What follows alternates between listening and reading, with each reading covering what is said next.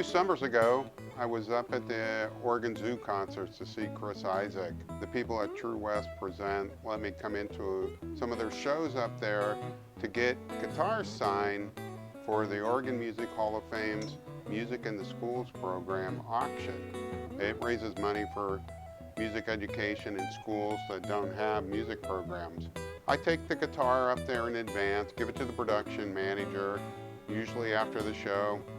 I hit the trailer, they have the guitar signed for me. And I was up there and the guitar hadn't been signed yet. And they said, well, just wait here, we'll see what we can do on that. And Chris Isaak's manager came by and he goes, you know, as soon as we get these other things done, you know, we'll take care of this. So I just hung out for a while. And then all of a sudden, he walked back into a staging area back at the zoo, and I just followed him. And Chris comes out. The manager has the guitar, and Chris sees the guitar, and then all of a sudden he says, hey, this guy here would like to get you to sign this for an auction to raise money for music education. And I look at Chris and I go, you know, we did jail time together. And he looks at me kind of odd-like, and I go, yeah, Alcatraz. What had happened is years ago in the record industry, when the record industry was doing well, Warner Brothers Records rented out Alcatraz at a NARM convention I was at. You went over to Alcatraz, you toured it, but in the jail cells were artists. There was Stevie Nicks in one jail cell, the Olsen twins in another jail cell, and there was Chris Isaak. He turned around and he started laughing. He goes, oh yeah, I remember that event. He started signing a guitar. In fact, here's our guitar. As you can see, he drew himself on here with a microphone, signed it, keep on swinging. And he wrote down, here's the rules of rock. Play it like you feel it.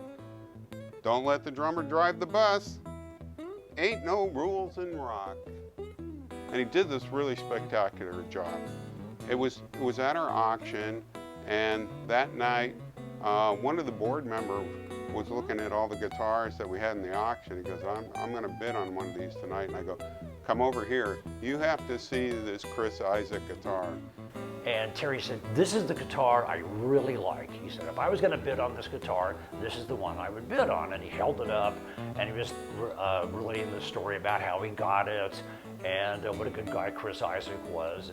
We sat down in the audience and toward the front, and we both had the same idea at the same time. We got to buy this guitar for Terry.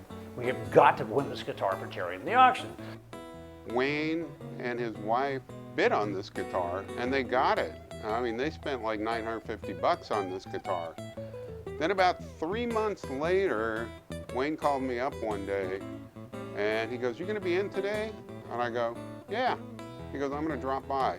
My wife and I are just giddy. We get the guitar into the car, drive over to Music Millennium, and walk up to his office area, knock on the door, and we go in. And I know a guitar case is kind of hard to disguise. At that point, I figured he knew what it was. Turns out he didn't. So he dropped by with his wife, Courtney. They had this guitar with them. We opened up the case and said, Terry, we've got something for you. This is for you. He opens up the case, his face just lights up.